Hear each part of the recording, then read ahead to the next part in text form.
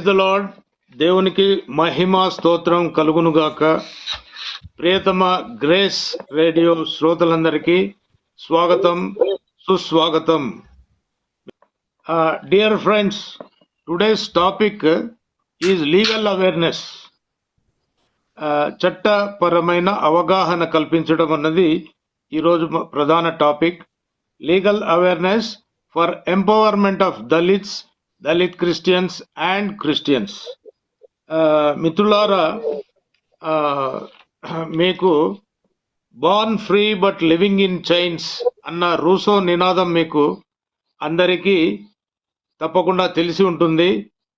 అదేవిధంగా ఈరోజు నేటి దళితులైతేనేమి, దళిత క్రైస్తవులైతేనేమి, మరియు మన క్రైస్తవ సోదరులైతేనేమి తీవ్రమైన హింసకు, అన్యాయానికి గురవుతున్నారు. కాబట్టి నేడు లీగల్ అవేర్నెస్ ఎంతో అవసరం. చట్టపరమైన అవగాహన, చట్టపరమైన జ్ఞానం అన్నది మనకు ఎంతో అవసరం. అది కల్పించడం అంటే న్యాయం కోసం, గౌరవం కోసము, సమానత్వం కోసం, మన హక్కుల కోసం, దుష్ట శిక్షణ కోసం, శిష్ట రక్షణ కోసం పోరాటం, అలుపెరగని పోరాటం చేయడమే ఈ యొక్క టాపిక్ యొక్క ప్రధాన ఉద్దేశము. మిత్రులారా, నేటి పాడ్కాస్ట్లో ఇద్దరు నిష్ణాతులు, besides being god servants, they are also legal experts and social scientists. వారిద్దరూ ఎవరో కాదు, మన ప్రియతమ పాస్టర్ గారు రవికుమార్ దరివేముల గారు, అదేవిధంగా అడ్వకేట్ మరియు క్రిస్టియన్ ఐడియాలగ్ డేనియల్ విజయప్రకాష్ గొంతుపుల్లి గారు. వీరిద్దరూ మన మధ్య ఉన్నారు. వారికి స్వాగతం, సుస్వాగతం. మిత్రులారా, చర్చను ప్రారంభించే ముందు ఒక చిన్న ఉపోద్ఘాతము. 3 ప్రధానమైన వార్తలు, క్రైస్తవులకు ఎంతో ఇంపార్టెంట్ అయిన వార్తలను నేను మీ దృష్టికి తీసుకొని వచ్చి తరువాత మెయిన్ టాపిక్లోకి వెళ్దాము. మొట్టమొదటిగా, మొన్న దావోస్లో జరిగిన వరల్డ్ ఎకనామిక్ ఫోరంలో యుఎస్ ప్రెసిడెంట్ గారు ప్రతిపాదించిన board of piece. Board of piece అన్నది మీరంతా చదివారు, విన్నారు, చూశారు. గాజాకు మాత్రమే అది పరిమితం కాదు. ప్రపంచంలో ఎక్కడ యుద్ధాలు జరిగినా, కాన్ఫ్లిక్ట్స్ జరిగినా, అన్యాయం జరిగినా అక్కడ ఈ బోర్డ్ ఆఫ్ పీస్ ఉంటుంది. శాంతి స్థాపనకు కృషి చేస్తుంది, బోత్ మిలిటరీలీ అండ్ డిప్లొమాటికలీ. కాబట్టి ఈ బోర్డ్ ఆఫ్ పీస్ వల్ల, ఈ బోర్డ్ ఆఫ్ పీస్ క్రమక్రమంగా యునైటెడ్ నేషన్స్ ను రీప్లేస్ చేసి ఇదే ఒక ఆల్ పవర్ఫుల్ ఆర్గనైజేషన్గా ఎదుగుతుంది అన్న భావన అందరి హృదయాల్లో కలుగుతూ ఉంది. రెండవదిగా, the historic agreement India has made with European union. మీకందరికీ తెలుసు, యూరోపియన్ యూనియన్ ఒక powerful కంగ్లామరేషన్ of states. 27 member states are there in this powerful European Union. ఈ యూరోపియన్ యూనియన్తో ఇండియా మొన్న ఆ ట్రేడ్ అగ్రిమెంట్ సైన్ చేసింది. 200 బిలియన్ వర్త్ ట్రేడ్ ఇనిషియల్గా వారు sign చేశారు. మన ప్రైమ్ మినిస్టర్ గారు దానిని mother of all trades, mother of all deals అని వర్ణించారు. కానీ బైబిల్ స్కాలర్స్, అంటే జస్ట్ ఫర్ ఇన్ఫర్మేషన్ మనం షేర్ చేసుకుందామని చెప్పేసి నేను ఈ విషయం చెప్తున్నాను. Bible scholars based on prophecies in Daniel, in the book of Daniel 2nd chapter and 7th chapter, and also in the book of Revelation, Bible scholars ఏం చెబుతున్నారంటే, the anti Christ will emerge from the European Union. Bible ప్రాఫెసీల ఆధారంగా నాటి ancient holy Roman empire యొక్క geographical టెరిటరీని ఆధారం చేసుకుని ఆ ఫోర్త్ బీస్ట్ యొక్క 10 కొమ్ములు అంటే 10 స్టేట్స్ నుంచే ఆ యొక్క యాంటీ క్రైస్ట్ ఎమర్జ్ అవుతాడు, పైకి వస్తాడు. సిటీ ఆఫ్ 7 హిల్స్ అంటే రోమ్ నుంచి ప్రధానంగా కూడా వస్తాడు అన్న స్కాలర్స్ యొక్క ఒపీనియన్ను just for information I'm sharing. And most importantly ఒక ఇండియన్ డెవలప్మెంట్ నేను మీకు తెలియజేస్తాను. మొట్టమొదటి మన ఇండియాలో జరిగిన 2-3 సంఘటనలు మాత్రమే. Number 1 is UGC rules 2026. రీసెంట్గా university grants commission in pursuance of the supreme court directions వాళ్ళు ఏం చేశారంటే సమానత్వాన్ని ప్రోత్సహించే రిఫార్మ్స్ చేపట్టారు. ఉన్నత విద్యా సంస్థల్లో మీకు తెలుసు ఎస్సీ ఎస్టీ స్కాలర్స్ ఉంటారు, రీసెర్చ్ స్కాలర్స్ అయితేనేమి, పిహెచ్డి స్కాలర్స్ అయితేనేమి, స్టూడెంట్స్ అయితేనేమి, వాళ్ళందరూ ఎంతో కుల వివక్షకు గురవుతూ అంటే బై వైస్ ఛాన్సలర్స్ అయితేనేమి, ప్రొఫెసర్స్ అయితేనేమి. మీకు యూనివర్సిటీ ఆఫ్ హైదరాబాద్లో రోహిత్ వేముల ఎగ్జాంపుల్ మీకు అందరికీ తెలుసు ఏ విధంగా జరిగింది. ఆయన సూయిసైడ్ వరకు అది దారి తీసింది. ఆ వివక్ష అన్నది, ఆ వివక్ష వివిధ రూపాల్లో అక్కడ కొనసాగుతూ ఉంది. ఆ వీసీల్లో తర్వాత ప్రొఫెసర్లలో అగ్రకుల దురహంకారం వల్ల ఈ ఎస్సీ ఎస్టీకి సంబంధించిన స్టూడెంట్స్, మార్జినలైజ్డ్ కమ్యూనిటీస్కి చెందిన స్టూడెంట్స్ కూడా ఈ విధమైన డిస్క్రిమినేషన్ పొందుతూ తీవ్రమైన అన్యాయానికి గురవుతుంటే సుప్రీంకోర్టు యొక్క ఆదేశాల మేరకు యూజీసీ ఈ ప్రోగ్రెసివ్ రిఫార్మ్స్ 26లో ఇంట్రొడ్యూస్ చేసింది. చేసిన వెంటనే దీనికి వ్యతిరేక శక్తులు చెలరేగిపోయి ఈరోజు మ్యాసివ్ ప్రొటెస్టులు చేయటము, ప్రభుత్వాన్ని బ్లాక్మెయిల్ చేయడము, ఈ విధమైన చర్యలు చేస్తూ ఉన్నారు నార్త్ ఇండియాలో ముఖ్యంగా. కాబట్టి ప్రభుత్వం ధైర్యంగా ఎంతో కమిట్మెంట్తో ఈ యొక్క రూల్స్ను ఇంప్లిమెంట్ చేయాలని మనమందరము గట్టిగా దీన్ని సపోర్ట్ చేయాలని చెప్పేసి నేను మీకందరికీ విజ్ఞప్తి చేస్తున్నాను. అదేవిధంగా మరొక ప్రధానమైన సంఘటన ఒరిస్సాలోని దెంకనాల్ జిల్లాలో పాస్టర్ బిపిన్ చంద్ర నాయక్ అనే ఒక దైవ సేవకుని ఆయన పట్ల జరిగిన ఆ యొక్క barbaric violence plus cow dung violence, ఈ రెండు నిజంగా 50 మంది ప్రజలను, క్రైస్తవులనే కాదు హిందువులను కూడా తీవ్రమైన మనస్తాపానికి గురి చేసింది. నిజంగా మన గౌరవనీయులు యశస్వి ప్రధానమంత్రి గారికి మన విజ్ఞప్తి ఏమిటంటే, అయ్యా ఈ విధంగా సంఘ్ పరివార శక్తులు ఈ విధంగా మైనారిటీస్కు చెందిన క్రైస్తవులను, ఈ పాస్టర్లను తర్వాత ఈ విధంగా హింసిస్తుంటే ఒక చట్టాన్ని మీరు తీసుకొని వచ్చి ఇటువంటి శక్తులను అరికట్టండి, మైనారిటీలకు న్యాయం చేయండి అని చెప్పేసి వారికి విజ్ఞప్తి చేస్తున్నాము. అదేవిధంగా రీసెంట్గా ఇన్ అవర్ ఓన్ బ్యాక్యార్డ్ అంటే వనపర్తి జిల్లా ఘన్నపూర్ మండలము సల్కాపూర్ గ్రామంలో ఒక దళిత పాస్టర్ ఇంట్లో కుటుంబ ప్రార్థన జరుపుకుంటుంటే కొందరు బీజేపీకి చెందిన మతోన్మాదులు దాడి చేసి దూషిస్తూ వారిని గాయపరిచి అవమానించినారు. అటువంటి సాంఘిక ఉన్మాదులను ప్రభుత్వము శిక్షిస్తుందా? దళిత క్రైస్తవులకు రక్షణ కల్పిస్తుందా? జన్వాడ, ఇల్లెందు ఘోర సంఘటనలు ఎవరు ఇంకా మర్చిపోనే లేదు. తెలంగాణలో రోజు ఒక అట్రాసిటీ జరుగుతూనే ఉంది. ఉన్మాదులు వారి యొక్క పొలిటికల్ అజెండా, ఇప్పుడు ఎలక్షన్ పీరియడ్ కాబట్టి వాళ్ళ వాళ్ళ పొలిటికల్ అజెండాను వాళ్ళు చాలా అగ్రెసివ్గా ఇంప్లిమెంట్ చేస్తుంటే ప్రభుత్వము ఈరోజు తెలంగాణ స్టేట్లో నిమ్మకు నీరెత్తినట్లుగా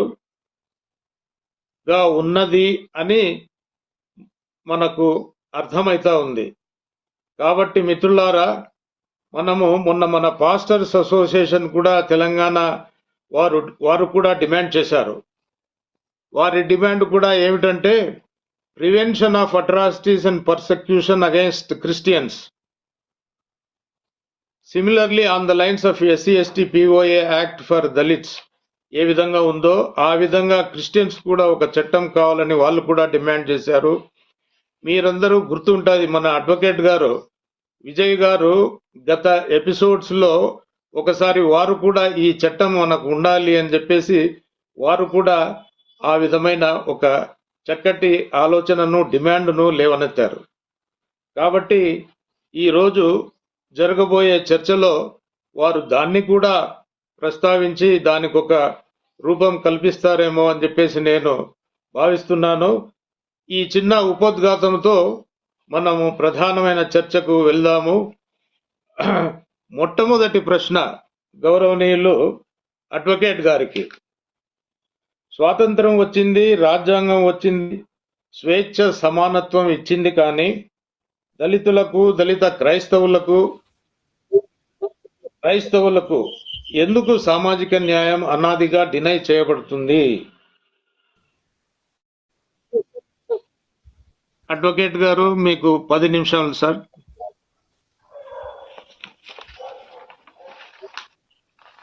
థ్యాంక్ యూ. సో ఇక్కడ మనం ఒక 2 ఫేజెస్ లో చూద్దాం. ఒకటి pre independence, post independence. Pre independence and post independence. So pre independence చూస్తే మనకి మన దేశంలో అంతమంది నిచ్చెన మెట్ల వ్యవస్థ అనేది ఉంది. సో ఈ నిచ్చెన మెట్ల వ్యవస్థ అనాదిగా వస్తుంది, అనాదిగా వస్తుంది. ఇది కులాల మీద నిర్మితమై ఉంది. ఐ థింక్ రీసౌండ్ వస్తుంది బాగా.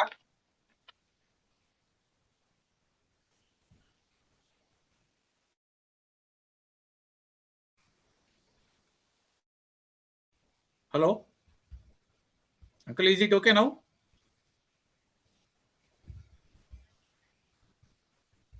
మీరు మ్యూట్ లో ఉన్నట్టున్నారు, మీ సౌండ్ అసలు రాలేదు. ఇప్పుడు రీసౌండ్ రావట్లేదు. Now we don't have any resound. Yeah, okay, shall I continue? So ఈ నిచ్చెన మెట్ల వ్యవస్థలో ఉండబట్టే దేశంలో మనకి ఈ కులపరమైన వ్యత్యాసాలు ఉన్నాయి. అంటే ఆ నిచ్చెన మెట్ల వ్యవస్థలో పైన బ్రాహ్మణులు ఉంటే, బ్రాహ్మణుల తర్వాత వైశ్యులు ఉంటే, వైశ్యుల తర్వాత శూద్రులు ఉంటే, శూద్రుల తర్వాత అతి శూద్రులు. సో శూద్రులు అంటే ఇవాళ చెప్పుకుంటే రెడ్లు, కమ్మ, కాపులు, వీళ్ళంతా శూద్రులు. అతి శూద్రుల్లో బీసీల తర్వాత ఎస్సీలు వస్తాం, ఎస్సీలు, ఎస్టీలు. సో అదే నిచ్చెన మెట్ల వ్యవస్థ ఈ రోజు కూడా కంటిన్యూ అవుతుంది. ఇండిపెండెన్స్ ముందు అనాదిగా ఏదైతే ఉందో భారతదేశంలో ఈ రోజు కూడా అదే కంటిన్యూ అవుతుంది. ఇంకొకటి, స్వాతంత్ర్యం వచ్చినప్పుడు రాకముందు కూడా అంబేద్కర్ గారు అన్నది ఏంటంటే, స్వాతంత్ర్యం వచ్చినంత మాత్రాన నేనేదో భారతదేశంలో మార్పు వస్తుందని నేను ఎక్స్పెక్ట్ చేయను. ఎట్ ద మోస్ట్ జరిగేది ఏంటంటే it's change of power from the hands of the whites to the hand of blacks అన్నాడు ఆయన. సో తెల్లదొరల చేతిలోంచి నల్లదొరల చేతిలోకి వస్తుంది, అంతమించి పెద్ద మార్పే ఉండకపోవచ్చు అనేది ఆయన ప్రధానంగా చెప్పాడు. ఇవాళ మనం చూస్తే అదే జరుగుతుంది. సో ఇక్కడ మనకి బేసికల్గా ఇండియాలో మనకు ఉన్నది ఏంటంటే ప్రధానంగా untouchability practice against the Dalits ఉంది, క్యాస్ట్ బేస్డ్ డిస్క్రిమినేషన్ ఉంది, exploitation of human and financial resources ఉంది. సో ఇక్కడ ఈ 3 కూడా మనం ఫేస్ చేస్తున్నాం. Being Christians and Dalit Christians and Dalits, we are the ones who are facing all these problems. So ఇక్కడ మనం మేజర్గా చూస్తే ఇండిపెండెన్స్ వచ్చింది, బలమైన రాజ్యాంగం వచ్చింది, రాజ్యాంగంలో అంబేద్కర్ గారు అన్ని పొందుపరిచారు. మరి ఆయన చాలా స్పెసిఫిక్గా వివిధ ఆర్టికల్స్ పెట్టి చాలా స్పష్టంగా ఆయన చెప్పడం జరిగింది, అన్ని కూడా చెప్పడం జరిగింది. దానిలో అన్టచబిలిటీ ఈజ్ అన్ అఫెన్స్ అన్నారు, ఫ్రీడమ్ ఆఫ్ రిలీజియన్ అన్నారు, ఫ్రీడమ్ ఆఫ్ స్పీచ్ ఇచ్చారు, అన్ని ఇచ్చారు. సో దానికి అనుగుణంగా చట్టాలు కూడా వచ్చినాయి. సో ఆ రోజు ఆయన చెప్పింది ఏంటంటే, ఇది చాలా బలమైన ఆయుధం, ఒక సరైన వ్యక్తి చేతిలో ఉన్నప్పుడు చాలా బలమైన ఆయుధం అని చెప్పాడు. సో నేను అనుకోవడం ఏంటంటే ఆనాటి నుంచి ఈనాటి వరకు కూడా అది ఒక బలమైన ఆయుధంగా లేదు. ఎందుకంటే సరైన పరిపాలకులు లేరు కాబట్టే మనకి. రెండోది, అంబేద్కర్ గారు when he has resigned as a minister, later he has faced lot of discrimination. He has faced lot of ఏమంటారు, ఆయన పట్టించుకోలేదు. ఈవెన్ నెహ్రూ గారు కూడా స్పేస్ ఇవ్వలేదు ఆయనకి. పార్లమెంట్లో నెహ్రూ గారు కూడా స్పేస్ ఇవ్వలేదు. ఆయన యొక్క ఆలోచనలకి మద్దతు పలకలేదు. ఆయన ఆలోచనల్ని కనీసం పట్టించుకోలేదు. సో అటువంటి డిస్క్రిమినేషన్ ఆయన ఫేస్ చేశాడు. సో అది పక్కకు పెట్టేస్తే ఇవాళ we have got all the acts. ఒక పక్క రాజ్యాంగం ఉంది. రాజ్యాంగం చాలా స్పష్టంగా చెప్తుంది. దానికి అనుగుణంగా అనేక చట్టాలు తీసుకొచ్చాం. సో కాలక్రమేణా ప్రభుత్వాలు కూడా ఏంటంటే వాళ్ళ ఇంప్లిమెంటేషన్ ఫెయిల్యూర్ని ఒప్పుకోకుండా అటు రాజ్యాంగానికి అమెండ్మెంట్స్ చేస్తున్నారు, అట్ ద సేమ్ టైం కొత్త చట్టాలు తీసుకొస్తున్నారు. తీసుకొచ్చిన చట్టాలు కూడా అమెండ్మెంట్స్ చేస్తున్నారు. కానీ ఇక్కడ మేజర్గా ఉన్న ప్రాబ్లం ఎక్కడుందంటే implementation of these acts, implementation of constitution and implementation of these acts. మీకు ఒక చిన్న ఎగ్జాంపుల్ చెప్తాను. సో ఈ ఎలక్షన్ కమిషన్ తీసుకోండి. ఎలక్షన్ కమిషన్ ఒక్కొక్క స్టేట్లో ఒక్కొక్కలాగా పనిచేస్తుంది. Bihar, UP, wherever there is BJP, అక్కడ అసలు ఏం అబ్జెక్ట్ చేయరు. వేరస్ మిగతా స్టేట్స్లో, నాన్ బీజేపీ స్టేట్స్లోకి వచ్చేసరికి they will show there power. So అట్లా ఆ డిస్క్రిమినేషన్ అనేది ఉంది. సో ఇది ఒక ఎగ్జాంపుల్గా తీసుకుంటే the same discrimination is being show towards us by the state, by the machinery, by the larger civil society. So అందరూ కూడా మన పట్ల డిస్క్రిమినేషన్ చూపిస్తున్నారు. ఇవాళ మనం చూసుకుంటుంటే డైరెక్టివ్ ప్రిన్సిపల్స్ ఉన్నాయి రాజ్యాంగంలో. మనకి we have directive principles. So directive principles ఆ రోజు అంబేద్కర్ గారు ఎందుకు పెట్టారు రాజ్యాంగంలో అంటే, ఒకేసారి మనకి ఆర్థిక స్తోమత లేదు కాబట్టి అన్ని కూడా ఒకేసారి మనం తీసుకురాలేము. ఆర్థిక పరమైన వెసులుబాటు కానీ ఇంకోటి కానీ ఏవైతే వెనకబడిన తరగతులు ఉన్నాయో వాళ్ళకి ఒకేసారి తీసుకురాలేం కాబట్టి ప్రాసెస్లో ఎప్పుడైతే మనం ఆర్థికంగా బలపడుతుందో దేశం, అప్పుడు తీసుకురావచ్చు అనే దాని మీద ఏవైతే వెంటనే కావాలో వాటన్నిటిని కూడా ప్రాథమిక హక్కుల్లో చేర్చి కాలక్రమేణా చేసుకురావచ్చు, which are of less importance అనుకున్న వాటిని విడగొట్టి ఆదేశ సూత్రాల్లో పెట్టడం జరిగింది. కానీ ఈరోజు ఏ రాష్ట్రమైనా కేంద్రమైనా చట్టాలు చేసేటప్పుడు ఆదేశిక సూత్రాలకు లోబడి చేయట్లేదు. ఆదేశ సూత్రాలు ఏదో నామకే వాస్తు కూడా అయిపోయింది.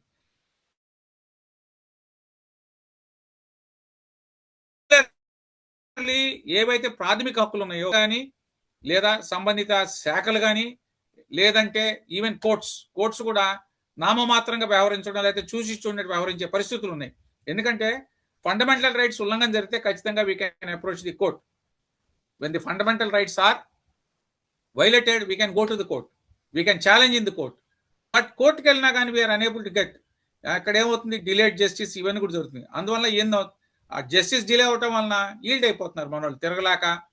రెండోది, once we go to the court, అక్కడ ఏమవుతుందంటే when the rule of law is questioned, ఆ ప్రభుత్వానికి కోపం వస్తుంది, సమాజానికి కోపం వస్తుంది. సో అక్కడ వీడు అన్ని all sorts of boycotts, social boycott ఉంటుంది, డిస్క్రిమినేషన్ ఉంటుంది, వాడి మీద దాడులు జరుగుతాయి, లేకపోతే వాడి కుటుంబాన్ని వేలేస్తారు, ఇటువంటి ఏం జరుగుతాయి. కాబట్టి అల్టిమేట్గా అతను కానీ ఆమె కానీ ఉపసంహరించుకునే పరిస్థితులు వస్తున్నాయి. సో ఇటువంటివన్నీ కూడా జరుగుతున్నాయి. సో నెక్స్ట్ ఏంటంటే ఇవాళ మనం చూసుకుంటే రీసెంట్గా మీరు ఇందాక చెప్పినట్టు ఎన్ఆర్జీఏ యాక్ట్ ఉంది. So NRGA act, whenever there is no agriculture work during unseason, they are suppose to be given work. So ఆ NRGA act it's is totally central sponsored. ఇప్పుడు రీసెంట్గా బీజేపీ గవర్నమెంట్ ఏం చేసిందంటే they have changed the name, they have changed the act, అన్ని మార్చేసి ఇప్పుడు ఏమంటున్నారంటే state contribution ఉండాలంటారు. అంటే central will contribute 60% and matching grant state has to contribute 40%. Unless and until the state contributes or releases its 40%, that 60% will not be released by the central. So ఎన్ని states ఈ 40% release చేసేలో ఉన్నాయి అంటే ఏంటి, అల్టిమేట్గా మళ్ళీ దళితులకి పని లేకుండా అయిపోతుంది. ఇవాళ దాదాపుగా ఒక్కొక్క కుటుంబం కనీసం 100 రోజులు పని తెచ్చుకుంటుంది గ్రామాల్లో. 100 రోజులు పని అంటే నుంచి 40,000 రూపాయలు లేదా 50,000 రూపాయల దాకా సంవత్సరానికి వస్తున్నాయి. అంటే ఇప్పుడు ఆదాయాన్ని కోల్పోతారు. ఫర్ ఎగ్జాంపుల్ ఆంధ్ర గవర్నమెంట్ తీసుకోండి, తెలంగాణ గవర్నమెంట్ తీసుకోండి, దే కాంట్ కాంట్రిబ్యూట్ ది 40%. ఎందుకంటే పెద్ద అమౌంట్ అది, it's very big amount. Andhra చూసుకుంటే మెడికల్ కాలేజ్కే మా దగ్గర డబ్బులు లేవంటున్నారు. సో అలాంటప్పుడు ఎన్ఆర్జీఏకి ఎందుకు కాంట్రిబ్యూట్ చేస్తారు? సో అంటే ఏంటి, it's again denial of an act. Deliberately to the poor. Poor అంటే మళ్ళీ మనమే, పేరుకి ఏదో మనం మాట్లాడుకుంటాం, పూర్ అంటే మనమే. ఇంకొకటి ప్రధానంగా ఇక్కడ చూడాల్సింది ఏంటంటే, let us come on to the present government. So present government మనకి అన్ని బాగా తెలుసు, వీళ్ళకి కమ్యూనిస్టులకి పెద్ద తేడా లేదు. అంటే కమ్యూనిస్టులు ఏమంటారు, క్లాస్ వార్ అంటారు, ఉన్నవాడు లేనివాడు. సిమిలర్లీ వీళ్ళు కూడా ఏంటంటే జస్ట్ లైక్ కమ్యూనిస్ట్ హిందువులేతరులు సిమిలర్లీ క్లాస్ తీసుకొస్తున్నారు. సో క్లాస్ తీసుకొచ్చేసి they are also dividing the society and try to rule the country. So ఈ కోణంలో వెళ్తున్నప్పుడు ఏమవుతుందంటే, ఎవరైతే మనం ఉన్నామో మనకి చట్టాలు ఉన్నప్పటికీ కూడా రక్షణ లేని పరిస్థితి అయిపోయింది. ఫర్ ఎగ్జాంపుల్, రీసెంట్ గా Telangana chief minister has announce very clearly saying that దళితుల మీద కనుక, క్రైస్తవుల మీద కనుక దాడి చేస్తే మేము ఉపేక్షించం అన్నాడు. మరి దాడి జరిగితే ఏం చేస్తున్నాడు ఆయన? మంత్రులు ఏం చేస్తున్నారు, ఆయన ఏం చేస్తున్నాడు, సంబంధిత ఎమ్మెల్యే ఏం చేస్తున్నాడు, ప్రభుత్వ శాఖలు ఏం చేస్తున్నాయి, పోలీస్ శాఖ ఏం చేస్తుంది? సెపరేట్ గా సంఘాల మీద, క్రైస్తవుల మీద దాడులు జరుగుతుంటే తెలంగాణలో ఏం చేస్తున్నారు వాళ్ళు? అంటే ఏంటంటే అక్కడ కూడా మళ్ళీ స్టేట్ హ్యాస్ లెఫ్టస్. అంటే మనం ఏంటి, మనం వాళ్ళ జనాభాల దృష్టిలో లేమో, మరి వాళ్ళ దృష్టిలో మనం లేవనే పరిస్థితులు మనకి ఇక్కడ చాలా స్పష్టంగా అర్థమవుతుంది. మరి మనం ఎంతో ఆశ పెట్టుకున్న కాంగ్రెస్ ప్రభుత్వంలో ఇలా ఉన్నప్పుడు ఇంకా మరి బీజేపీ పాలిత రాష్ట్రాలు ఎలా ఉంటుంది అనేది మనం దానికి పెద్ద చెప్పవసరం. అక్కడ వాళ్ళు ఏం చేస్తున్నారు, they are bringing in acts. ఆ యాక్షన్ తీసుకొస్తున్నారు, ఆ యాక్షన్ మనకి మీద దే ఆర్ చేస్తున్నారు. సో ఇక్కడ మేజర్గా ఇప్పుడు మనం ఫేస్ చేస్తుంది ఏంటంటే, religious based attacks are being instigated by the state, or else the state is quietly, అంటే వేరెవర్, ఫర్ ఎగ్జాంపుల్ బీజేపీ లేదనుకోండి, బీజేపీ రాష్ట్రాల్లో చట్టం తెచ్చారు, డెలిబరేట్ గా వాళ్ళే ఇంప్లిమెంట్ చేస్తున్నారు. అది తప్ప పక్కన పెడితే వాళ్ళే ఇంప్లిమెంట్ చేస్తున్నారు ప్రజలే. అట్లాగే తెలంగాణ, ఆంధ్ర తీసుకుంటే చట్టాలు లేనప్పటికీ, మేము సెక్యులర్ ప్రభుత్వాలు అని చెప్పుకున్నప్పటికీ వాళ్ళు కామ్గా ఊరుకుంటున్నారు. క్రైస్తవుల మీద, సంఘాల మీద జరిగే దాడులకి వాళ్ళు they are just being silent spectators. So ఇక్కడ ఇంకొకటి ఏంటంటే, ప్రధానంగా జరిగేది ఏంటంటే denial of resources. So denial of resources ఎలా జరుగుతుంది మనకి? ఒక పక్కన ప్రైవేటైజ్ చేస్తున్నారు, ఒక పక్కన రిజర్వేషన్స్ వద్దంటున్నారు. సో రిజర్వేషన్స్ ని తీయకుండా ప్రభుత్వాన్ని, ఉన్న శాఖల్ని ప్రైవేటైజ్ చేస్తున్నారు. అంటే ఆటోమేటిక్గా we'll lose the job opportunities. So ఇక్కడ కూడా మనం ఖచ్చితంగా ఫైట్ చేయాల్సిన అవసరం ఉంది. రిజర్వేషన్ ఇన్ ప్రైవేట్ సెక్టర్ అనేది కూడా మనం ఫైట్ చేయాల్సిన అవసరం ఉంది. సో ఇవన్నీ కూడా చూసుకుంటే ప్రధానంగా ఇక్కడ ఏమవుతుందంటే, capitalist are ruling the country. So when the capitalist are ruling the country, so వాళ్ళ ఉద్దేశం ఎప్పుడు కూడా ఎలా ఉంటుందంటే, మనతో మాత్రం మనమే దోచుకోవాలి, పేదోడికి ఎందుకు పెట్టాలనే కోణంలో ఉంటుంది. ఇక్కడ పేదోడు ఎవడంటే మళ్ళీ దళిత క్రైస్తవులే పేదోళ్ళు. ఎందుకంటే very few are in elite level all middle class or above middle class, but almost 97 to 98% of Dalits and Dalit Christians are marginalize and below marginalize. So వీళ్ళు ఆకలితో ఉన్నారు కాబట్టి వాళ్ళని ఎలా మనం తీసుకు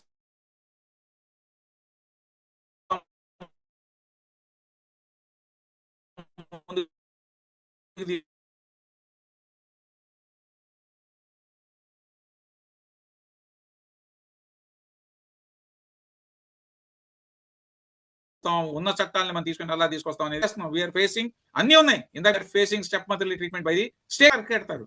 ఇక్కడ ఏమవుతుందంటే, ఉంటాయి మన ఉద్యమాల్ని అనగదొక్కేస్తారు, బెదిరిస్తారు, జైల్లో పెట్టేస్తారు, మనం ఏం చేయలేని పరిస్థితి. సో ఆ పరిస్థితి ఖచ్చితంగా వచ్చేసింది. చూస్తున్నప్పుడు మనం మన నాయకుల్ని లేకపోతే పాస్టర్ని ఎవరైతే నాయకత్వం ఇస్తున్నారో వాళ్ళని బెదిరించడం కానీ, వాళ్ళని నిర్వీర్యం చేయడం కానీ, వాళ్ళని అరెస్టులు చేయడం కానీ కూడా చేస్తున్నారు.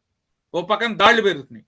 ఎవరైతే వాయిస్ రైజ్ చేస్తున్నారో వాళ్ళని కట్టడి చేసే పని జరుగుతుంది, దాడులు మన మీద పెరుగుతుంది. సో దీన్ని ఎలా మిటిగేట్ చేస్తాం అనే దానికి we should definitely design a mitigation plan. Unless and until we design a mitigation plan we can't do anything.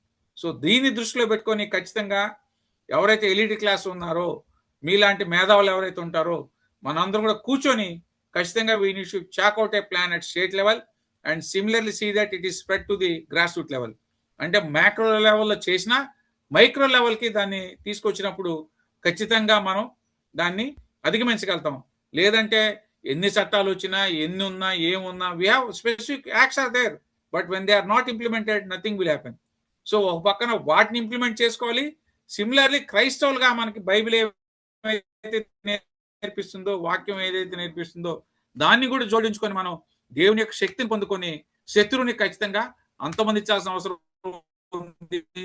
శత్రువులపై మన బలాన్ని మనం చర్చించుకున్నట్టు ఆ రోజు ఎస్తేరు మరి మొర్దెకాయి కలిసి ఎలాగా ఒక చట్టాన్ని తీసుకొచ్చారో అదే రీతిలో మనం కూడా చట్టాన్ని తీసుకొచ్చి చేసుకోకపోతే ఖచ్చితంగా we will have to face more problems or more challenges in the coming days. Thank you.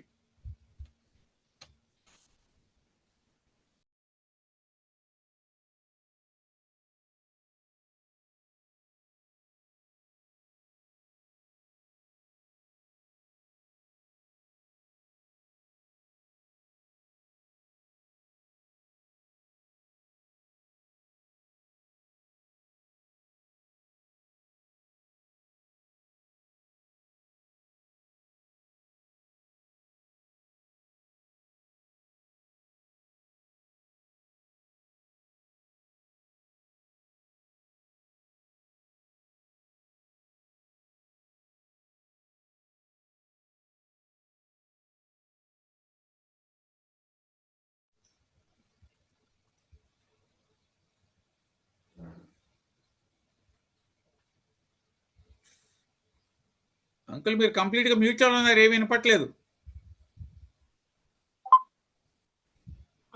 Thank you Vijay గారు. Protection of civil rights act అయితేనేమి, SC/ST prevention of atrocities act 1989 amended act అయితేనేమి దళితుల రక్షణకు మాత్రమే ఉద్దేశింపబడి ఉన్నాయి. దళిత క్రైస్తవులకు ఇది వర్తింప చేయటం లేదు.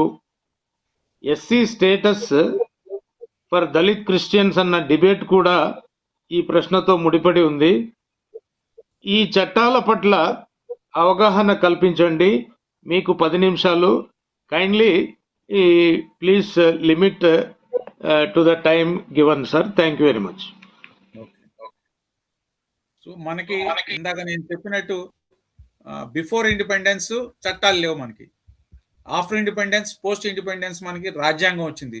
రాజ్యాంగంలో చాలా స్పష్టంగా అన్టచబిలిటీ ఈజ్ అన్ అఫెన్స్ అని స్పష్టంగా రాసి ఉంది. అప్పటికే వీ హ్యావ్ IPC యాక్ట్ ఉంది, IPCలో కూడా ఉన్నాయి. ఆ చట్టాలు ఉన్నప్పటికీ కూడా దళితుల మీద అత్యాచారాలు జరుగుతూనే వచ్చినాయి, రాను పెరుగుతూనే వచ్చినాయి, కానీ పెరగడంలో వచ్చేది. దీనికి ప్రధాన కారణం ఏంటంటే we have become more acceptive. When we become more acceptive మన మీద దాడులు ఎక్కువ అవుతాయి. సిమిలర్లీ బీయింగ్ దళిత్ క్రిస్టియన్స్ అదే ఫేస్ చేస్తున్నాం మనం. We have become more acceptive in the sense saying that many people are believing in Christianity. So ఆ పెరగడం వల్ల వాళ్ళు అంటే ఆ కోణంలో మనం అసెప్టివ్ అయ్యాం కాబట్టి మన మీద దాడి చేయడం అనేది, వాళ్ళు ఇన్సెక్యూరిటీలోకి వెళ్ళిపోయి మన మీద దాడి చేస్తున్నారు. సో ఇక్కడ SC/ST యాక్ట్ చూసుకుంటే it's a special act meant for the scheduled caste and scheduled tribes. So any person who doesn't belongs to scheduled caste and scheduled tribes, if he does any inhuman activity against the SCs and SCs, he is punishable under this act అనేది basic rule, ఇది. So ఇక్కడ ప్రధానంగా మనం తెలుసుకోవాల్సింది ఏంటంటే ఒక Dalit Christian కూడా SC కింద రాడు. So Dalit Christian comes under BC కాబట్టి ఒక దళిత్ క్రిస్టియన్ ఒక మాలవాడిని తిట్టినా, మాదిగవాడిని తిట్టినా, లేకపోతే వాళ్ళ పట్ల ఏమన్నా అసభ్యంగా ప్రవర్తించినా ఆమె మీద కూడా ఈ చట్టం వర్తిస్తుంది. So this act is purely meant for schedule caste and schedule tribes who are in Hindu faith, not in Christian faith. So అది బేసిక్ ఇది. సో ఇక్కడ ఈ చట్టం ఏం చెప్తుంది, దీనిలోనే జస్ట్ కొన్ని అంశాలు చెప్పేసి నేను ఐ విల్ స్కిప్ ఆన్. అంటే ఇక్కడ ఏంటంటే ఫర్ ఎగ్జాంపుల్ ఒకప్పుడు మన మీద ఏం చేసేవాళ్ళు అంటే బలవంతంగా మలమూత్రాలు తాపించేవాళ్ళు. సో అటువంటిది ఏదైనా బలవంతంగా చేస్తే they are punishable under this act. Similarly మనం నివసించే ప్రాంతాల్లో మృత కళేబరాలు వేయచ్చు, పశువుల మృత కళేబరాలు వేయచ్చు, ఏ మృత కళేబర వేసినా, చెదారం వేసినా they are punishable under this act. అంటే ఇంత మైన్యూట్ లెవెల్లో కూడా ఉంది. బట్ ఇవి చాలా మంది తెలియదు కాబట్టి ఆ చెత్తే కదా తీసి పక్క పడేసుకోండి అంటారు. సిమిలర్లీ ఓట్లు అయిపోతే బెదిరించడం కానీ, ప్రలోభాలు గురి చేయడం కానీ, డబ్బులు ఇవ్వడం కానీ, మీకు అయిపోతే మేము నూరుకొని బెదిరించడం కానీ, లేదా మేము డబ్బులు ఇస్తాం మీరైనా ఇటువంటి ఏది చేసినా కానీ they are punishable under this act. Separate classes ఉన్నాయి, అన్నిటి కూడా సెక్షన్స్ ఉన్నాయి. సిమిలర్లీ ఎవరైతే దళిత్స్ ఎలక్ట్ అయి ఉంటారో పంచాయతీరాజ్ ఇన్స్టిట్యూషన్స్ లో కానీ లేదా లెజిస్లేటివ్ అసెంబ్లీ కానీ వాళ్ళ డ్యూటీస్ ని వాళ్ళు డిశ్చార్జ్ చేయకుండా ఆటంక పరిస్థితే అప్పుడు కూడా ఈ చట్టం ప్రకారం వాళ్ళ మీద కేసులు పెట్టుకోవచ్చు. Similarly false accusations, economic boycott, caste abuse, mass attacks, rapes, లేదా ఆడవాళ్ళని కించపరచడం, ఆడవాళ్ళతో మిస్బిహేవ్ చేయడం, ఏమి చేసినా కానీ, similarly water resource, even water resource ని వాళ్ళు స్పాయిల్ చేసినా we can file a case under this act. ఇట్లా రకరకాల సెక్షన్స్ ఉన్నాయి. సో దీనిలోంచి మనం వెళ్తే దీనిలో ప్రధానమైనది ఏంటంటే సెక్షన్ 4 అనేది ఒకటి ఉంది. సో సెక్షన్ 4 ఏం చెప్తుంటే ఇప్పటి వరకు నేను చెప్పిన క్లాస్ అని కూడా సెక్షన్ 3 కింద వస్తాయి. సెక్షన్ 4 ఏం చెప్తుందంటే ఎవరైతే ఈ చట్టాన్ని అమలు చేయాలో వాళ్ళ యొక్క డ్యూటీస్ ని కనుక వాళ్ళు చట్ట ప్రకారం అమలు చేయకపోతే, చట్టంలో ఉన్న నిబంధనల ప్రకారం అమలు చేయకపోతే they are punishable under section 4. For example, ఒక పోలీస్ స్టేషన్కి వెళ్తాం. మనం పోలీస్ స్టేషన్కి వెళ్ళినప్పుడు మనం కంప్లైంట్ ఇచ్చినప్పుడు ఆ కంప్లైంట్ ని క్లియర్ గా చదువుకొని ఏ సెక్షన్స్ అయితే వర్తిస్తాయో ఆ సెక్షన్స్ ప్రకారం కనుక కేసు నమోదు కాకపోతే ఆ SHO is punishable under section 4. So ఒకప్పుడు మనకి అమెండ్మెంట్ కాకముందు ఏముండేదంటే వాళ్ళు ఏమన్నామంటే వేసాం కదండి 310 SC అట్రాసిటీస్ యాక్ట్. పోలీసు వాళ్ళకి బాగా తెలిసిన 310 అంటే కులం పేరుతో తిట్టడం. నా మీద దాడి జరిగిందని నేను వెళ్తే కులం పేరుతో తిట్టాననే సెక్షన్ వేస్తాడు వాడు. సో అల్టిమేట్గా ఏమవుతుంది, కోర్టుకు వెళ్తే సెక్షన్ తప్పేసాడని కేసు కొట్టేస్తాడు వాడు. సో అప్పట్లో వాళ్ళు ఏమనేవాళ్ళు అంటే ఐఓ గారు డ్యూరింగ్ ఇన్వెస్టిగేషన్ అప్రోప్రియేట్ సెక్షన్స్ వేసి సెక్షన్స్ ఆల్టర్ చేస్తాడు సార్, నో ప్రాబ్లం అని చెప్పేవాడు. కానీ అమెండెడ్ యాక్ట్ ఏం చెప్తుందంటే ఐఓ కాదు, the SHO is suppose to register the case with appropriate sections. That is clear, otherwise is punishable under section 4. So ఇక్కడ ఇంకొకటి ఏంటంటే ఐఓ అంటే ఇన్వెస్టిగేటింగ్ ఆఫీసర్. ఈ చట్టం ఏం చెప్తుందంటే DSP ఆర్ ACP ర్యాంక్ అధికారి దీనికి ఇన్వెస్టిగేటింగ్ ఆఫీసర్ అవుతాడు. So the investigating officer is appointed by the SP or DCP or whatever it may be based on the head.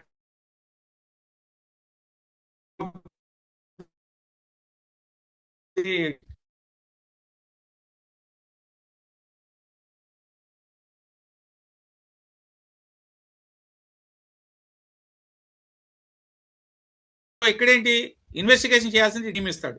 So similarly ఈ investigation complete చేయాలి అంటే 60 days he should file a memo in this special court saying that these are the reasons why the investigation is begun, therefore I may be permitted అని చెప్పాలి. చెప్పని పక్షంలో he is punishable under section 4. Similarly, during investigation they are supposed to update the complainant or the advocate of the complainant or the society or organizations on behalf of the complainant ఎవరైతే ఉన్నారో వాళ్ళకి they should update ఎప్పటికప్పుడే this is the development అని. ఇవన్నీ కూడా స్పష్టంగా ఉన్నాయి. There is a special chapter meant for the victims and witnesses ఉంది. ఒక చాప్టర్ సపరేట్గా ఉంది, వాళ్ళ యొక్క హక్కులు ఏమున్నాయి, ఆ హక్కులు ఏమేమి అమలు చేయాలని. సో ఇట్లా అంత ఫోకస్డ్గా స్పెసిఫిక్గా ఉంది. సిమిలర్లీ దీనిలో మెయిన్గా ఏంటంటే కాంపెన్సేషన్ అనేది ఉంది. So based on the intensity of the crime or the atrocity they are suppose to be paid compensation. 10 lakhs ఉంది, రిహాబిలిటేషన్ ఉంది, ల్యాండ్ ఇవ్వాలి, ఇటువంటి అన్ని కూడా ఉన్నాయి. సో అవన్నీ దే ఆర్ వెరీ స్పెసిఫిక్. ఇది ఏది అమలు చేయకపోయినా కానీ the concerned officer is punishable under section 4. So ఇది ఈ చట్టం యొక్క ప్రత్యేకత. కానీ ఇక్కడ ఉన్న దౌర్భాగ్యం ఏంటంటే, దౌర్భాగ్యం ఇన్ సెన్స్ ఎక్కువగా క్రైస్తవులే దే ఫేస్. ఎందుకంటే by once I say for example I'm Daniel Vijay Prakash, నేను వెళ్ళి ఇంట్రడ్యూస్ చేసుకుంటాను. నేను వెళ్ళి ఇంట్రడ్యూస్ చేసుకున్నప్పుడు I say I'm Daniel Vijay Prakash అని చెప్పగానే అతను ఇలా చూస్తారు ఎవరైనా కానీ నన్ను, ఏంటి ఇతను ఎస్సీయా మాలా మాదిగా ఏదో అతనికి ఎందుకు. ఒకటి ఇంప్లాయిడ్ ఏంటంటే when I say my name it is implied that I belong to either Mala are Madiga schedule caste అని అనుకుంటాడు. ఒకవేళ నా ఫ్రెండే ఉన్నాడు, ఉదాహరణ నేను చెప్తాను, నా ఫ్రెండ్ పేరు Venkateswara Rao, he is also an SC. ఆయన వచ్చి ఇంట్రడ్యూస్ చేసుకున్నాను అనుకోండి, నోబడి విల్ థింక్ అతని గురించి ఆలోచించరు. సో ఇక్కడ నేను చెప్పాలంటే నా ఎందుకు చెప్పాను ఈ ఎగ్జాంపుల్ అంటే, Dalit Christians are the persons who face more discrimination, caste based discrimination ఎక్కువ ఫేస్ చేసేది మనమే because of our names which are from the Bible. So this is one of the main reason. సో ఇక్కడ మనం కూడా ఫేస్ చేస్తున్నాం కాబట్టి మనకు కూడా ఈ చట్టం రావాలి, మనకు కూడా ఈ చట్టాన్ని వర్తింపు చేయాలి. దాన్ని ఎలా తీసుకొస్తాం, ఎలా చేస్తాం అనేది మనం we can going to the next time. అంటే నెక్స్ట్ క్వశ్చన్ లో మనం we can discuss it. Similarly ఇక్కడ ఈ చట్టంలో ఉన్నది ఇంకోటి ఏంటంటే ప్రధానంగా we have district vigilance and monitoring committees where all the cases are being reviewed every 3 months. Similarly, at state level, it has to be reviewed once in 6 months, and similarly at national level. So district level under the collector, all the district officers and IOs will be there. ఈ relevant దానిలో పనిచేసే NGOs కూడా ఉంటారు, వాళ్ళ representatives కూడా review చేస్తారు. So అదొక we can review the cases and bring to the notice of the officials by stating the violations or the gaps in the cases చేసి చేయొచ్చు మనం. ఇంకొక మెయిన్ థింగ్ ఏంటంటే ఇది చాలా మంది కలెక్టర్లు కానీ వాళ్ళకి ఇది ప్రధానమైన అంశం కాదు. చాలా మంది they fail to conduct it every 3 months.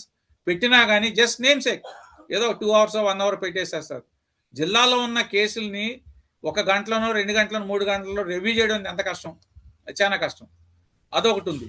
రెండోది ఏంటంటే ఇక్కడ కలెక్టరు ప్రతి జిల్లాలో కూడా we have deputy director of prosecutions అని ఉంటాడు.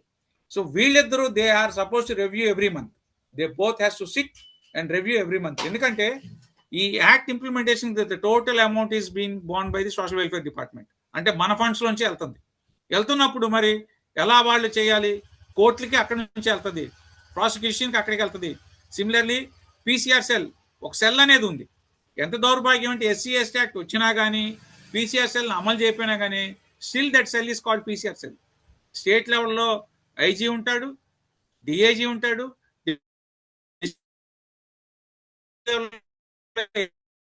ఎస్పీలు డిఎస్పీలు ఉన్నారు పీసీఆర్ సెల్లో. వాళ్ళు ఏం చేస్తున్నారు? They are not accountable, they are not answerable. ఇటువంటి సిచ్యుయేషన్స్ ఉన్నాయి. సో బడ్జెట్స్ అలొకేట్ చేసినప్పుడు కూడా మన డిపార్ట్మెంట్ అలొకేట్ చేసినప్పుడు ఇవన్నీ కూడా చేయట్లేదు. ఇంకొక దౌర్భాగ్యమైన ఇదేంటంటే దీనిలో చట్టంలో ఏం చెప్తుందంటే the cases are to be trialled in a special court, in a special SC ST court. Across the country hardly 10 or 15 ఉంటాయేమో special courts. All are designated courts. దౌర్భాగ్యం ఏంటంటే అక్కడ least priority atrocity cases. MOP cases are most priority, least priority are atrocity cases. But the PP is paid again. అక్కడ ఉన్న PP ఎవరైతే ఉన్నారో ఆ జడ్జికి total డబ్బులు అంతా కూడా మన దగ్గర నుంచి వెళ్తున్నాయి. సో ఇటువంటివన్నీ ఉన్నాయి కాబట్టి ఈ గ్యాప్స్ కూడా మనం ఇది చేసుకుంటూ ఎక్కడెక్కడైతే సరిగ్గా అమలు కావట్లేదు దాన్ని స్ట్రెంథన్ చేసుకుంటూ మనకున్న స్టాట్యూటరీ బాడీస్ నుంచి వాళ్ళ మీద ప్రెషర్ తీసుకొస్తూ సిమిలర్లీ క్రైస్తవులకి దీన్ని ఎలా అమలు చేయించుకోవాలి, ఇవాళ మన మీద జరిగే అత్యాచారాలు కావచ్చు, క్రైస్తవులుగా జరిగే రిలీజియస్ బేస్డ్ అట్రాసిటీస్ కావచ్చు, క్యాస్ట్ బేస్డ్ అట్రాసిటీస్ కి ఎలాగా మార్పులు చేర్పులు అమెండ్మెంట్ దాని మీద ఖచ్చితంగా మనం ఆలోచించాల్సిన అవసరం ఉందని చెప్పి తెలియపరుస్తూ నేను ముగిస్తున్నాను. Thank you.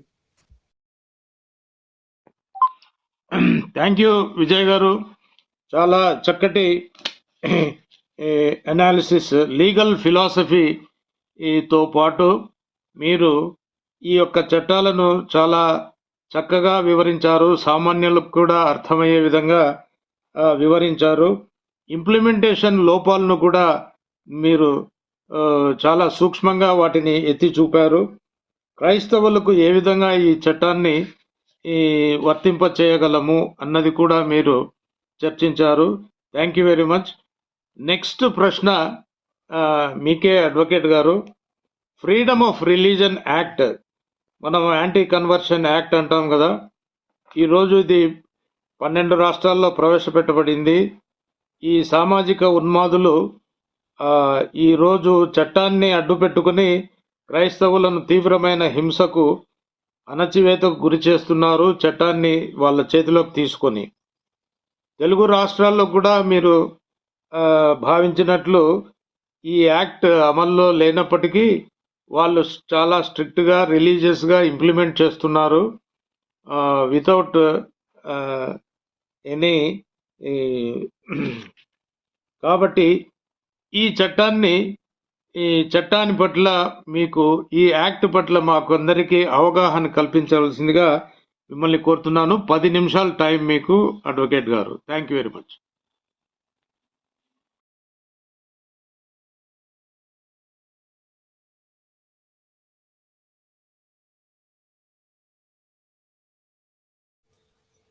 ఈ చట్టాల యొక్క నేపథ్యం మనం తీసుకుంటే ప్రతి చట్టానికి ఒక నేపథ్యం ఉంటుంది. ఫర్ ఎగ్జాంపుల్ లాస్ట్ టైం కూడా చెప్పాను, మళ్ళీ ఇంకోసారి గుర్తు చేస్తాను. ఎస్సీ ఎస్టీ యాక్ట్ రావడానికి గల కారణం, అప్పటికే మనకు అన్టచబిలిటీ అఫెన్సెస్ యాక్ట్ ఉంది, దాని తర్వాత పీసీఆర్ యాక్ట్ ఉంది. అయినప్పటికీ దళితుల మీద దాడులు జరుగుతున్నాయి కాబట్టి కారంచేడు సంఘటన జరిగినాక 1985లో కారంచేడు సంఘటన జరిగినాక అక్కడ స్టార్ట్ అయిన ఉద్యమం రాష్ట్ర వ్యాప్తంగా వెళ్ళి దేశవ్యాప్తంగా వెళ్ళి మరి 89లో రాజీవ్ గాంధీ గారు ప్రధానమంత్రిగా ఉన్నప్పుడు ఈ చట్టాన్ని తీసుకురావడం జరిగింది. సిమిలర్లీ చట్టం అమలు చేయాలంటే రూల్స్ కావాలి. ఆ రూల్స్ లేని పక్షంలో చట్టం అమలు కాలేదు కాబట్టి 91లో చుండూరు సంఘటన జరిగినాక మళ్ళీ మన రాష్ట్రం నుంచే ఉద్యమం దేశవ్యాప్తంగా వెళ్ళి వీటికి నిబంధనలు తీసుకురావడం జరిగింది, రూల్స్. సో సిమిలర్లీ ఏదైనా ఒక చట్టానికి ఒక నేపథ్యం ఉంటుంది. బట్ యాంటీ కన్వర్షన్ లాకి నేపథ్యమే లేదు.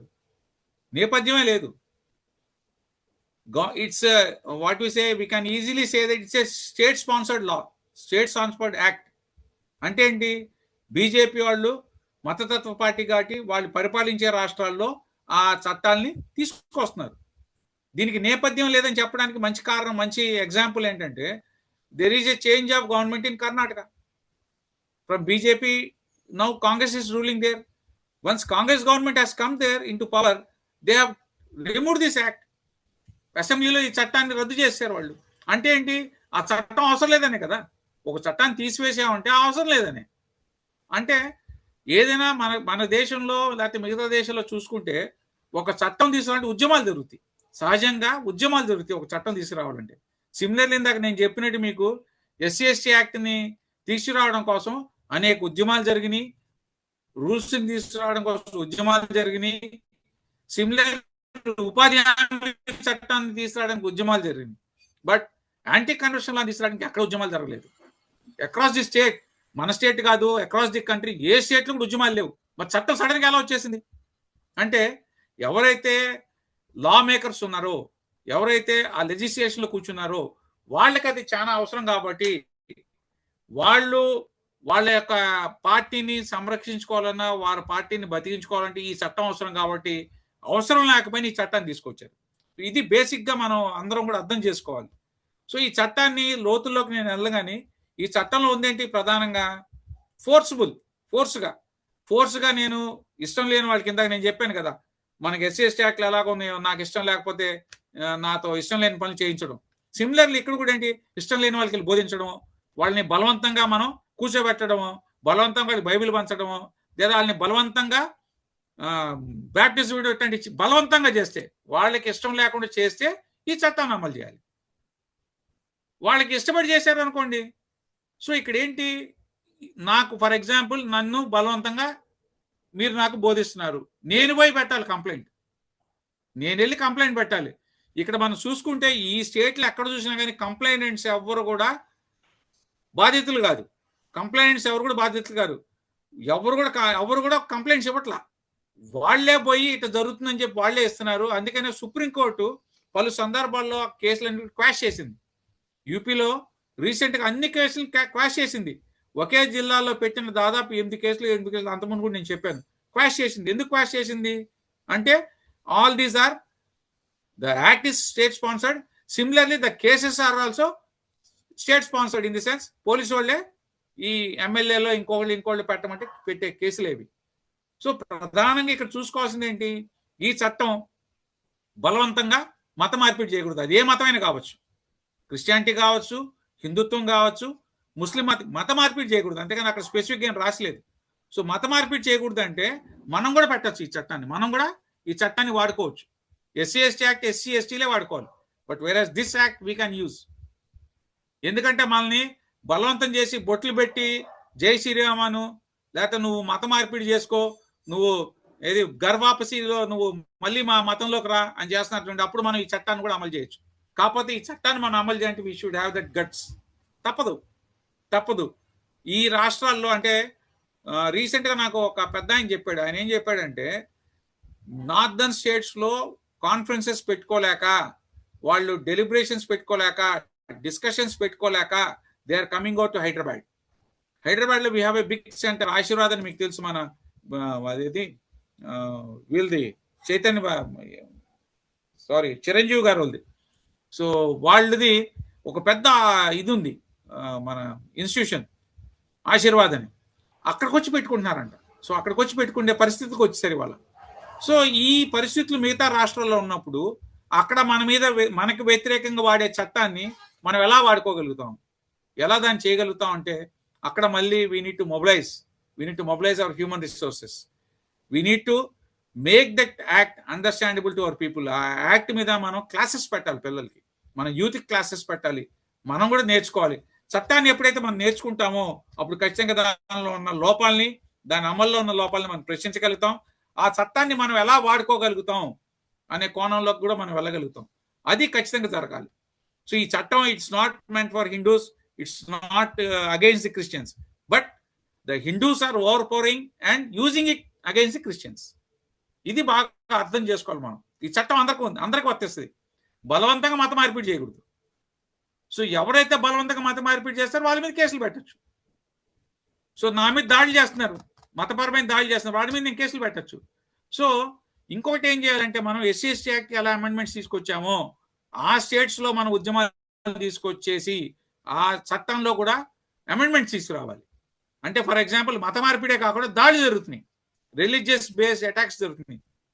సో రిలీజియస్ బేస్డ్ అటాక్స్ కి దానిలో సెక్షన్స్ లేవు, we don't have sections in that.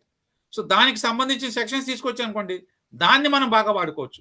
మన చర్చిల మీద జరిగే దాడులు కావచ్చు, మనం చేసుకుంటే ప్రచారానికి వ్యతిరేకంగా జరిగే దాడుల మీద కానీ కావచ్చు, మన పాస్టర్ మీద జరిగే దాడులు కావచ్చు. సో ఏ దాడి జరిగినా, ఎటువంటి రకమైన దాడి జరిగినా ఆ చట్టంలో లేవు కాబట్టి ఆ చట్ట ప్రకారంగా మనం కేసులు పెట్టలేని పరిస్థితి వస్తుంది. సో ఆ చట్టాన్ని కూడా మనం ఖచ్చితంగా అవసరం సుప్రీంకోర్టులో ఛాలెంజ్ చేసి ఈ చట్టానికి అమెండ్మెంట్స్ తీసుకురావాలి, ఈ చట్టాన్ని అందరికీ వర్తింపజేయాలి. ఈ చట్టం చాలా రాంగ్ నోషన్ లో పబ్లిసిటీ వెళ్తుంది.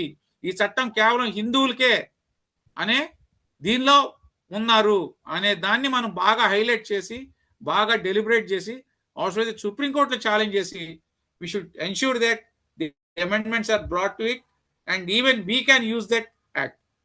Similarly, SC/ST యాక్ట్ లో మనల్ని చేర్చుకోవచ్చు. ఎవరైతే ఇప్పుడు ఎందుకంటే అక్రాస్ ది కంట్రీ అందరూ దళిత క్రిస్టియన్స్ ఉంటారు.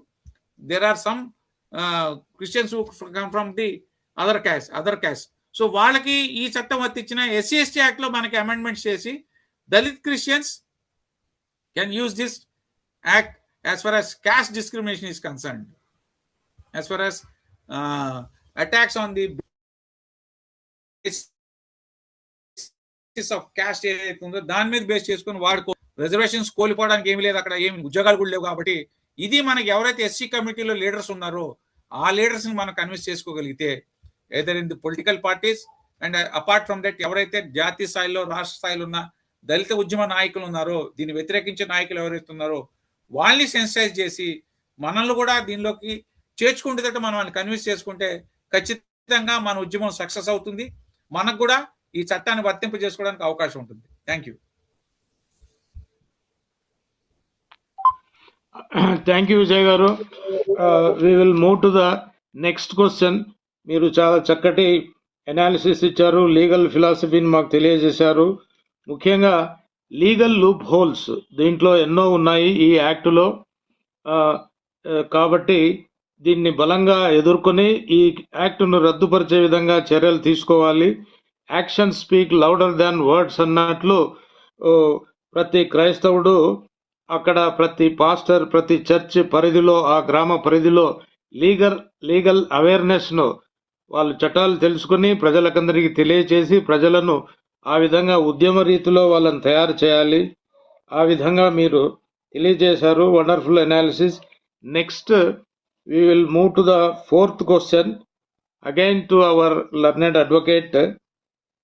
లీగల్ రెమెడీలతో పాటు ఇన్స్టిట్యూషనల్ సపోర్ట్, అంటే చర్చ్ అయితేనేమి, తర్వాత national commissions, minority commissions, state minority commissions అయితేనేమి, తర్వాత state finance corporation, central finance corporations, sub plan లాంటి ఫైనాన్షియల్ స్కీమ్స్ ఫర్ అదర్స్, దళితులకు, దీని పట్ల మీరు అవగాహన కల్పించండి సార్. మీకు 10 నిమిషాలు టైం.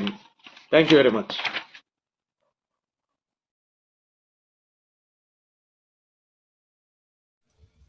సో అంటే క్రిస్టియన్స్ పార్టీకి నేను నెక్స్ట్ వస్తాను. First I just have small discussion on the sub plan.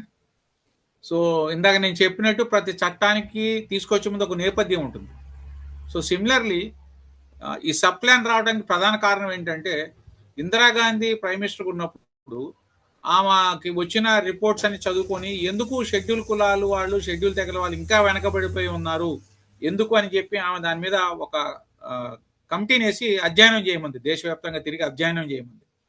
So అధ్యయనం చేసినాక వాళ్ళు ఇచ్చిన రిపోర్ట్ ఏంటంటే మనకి రిజర్వేషన్స్ ఉన్నాయి కానీ రిజర్వేషన్స్తో ఈ సమస్య పరిష్కారం కాదు. ఎవరైతే వెనకబడిపోయిన వాళ్ళు ఉన్నారో సో వాళ్ళకి ఈక్వాలిటీతో పాటు ఈక్విటీ కూడా మనం ఇవ్వాలి. అంటే ఫర్ ఎగ్జాంపుల్ బడ్జెట్స్ ఉన్నాయి. సో బడ్జెట్స్లో జనరల్గా ఇస్తాం, allocations will be general for all sections of the society. But in addition to that schedule కులాలు షెడ్యూల్ తెగల వారికి వాళ్ళ జనాభా నిష్పత్తి ప్రకారం బడ్జెట్లో కేటాయింపులు చేయాలి. సో అంటే బడ్జెట్లో మనకేంటి ప్లాన్ నాన్ ప్లాన్ అని ఉంటుంది. సో ఈ నాన్ ప్లాన్ అంటే అవన్నీ జీతాలకు వాటికి వెళ్తాయి. సో ప్లాన్ బడ్జెట్ ఏదైతే ఉందో దానిలో జనాభా నిష్పత్తి ప్రకారం అంటే ఫర్ ఎగ్జాంపుల్ ఎస్సీస్ ఆర్ అబౌట్ 16 to 17%.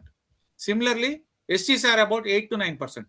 అంటే మన రాష్ట్ర బడ్జెట్లో జనరల్గా ఇచ్చే బడ్జెట్ కాకుండా అదనంగా మన జనాభా నిష్పత్తి ప్రకారం సే ఫర్ ఎగ్జాంపుల్ 1,00,000 కోట్లు అనుకోండి.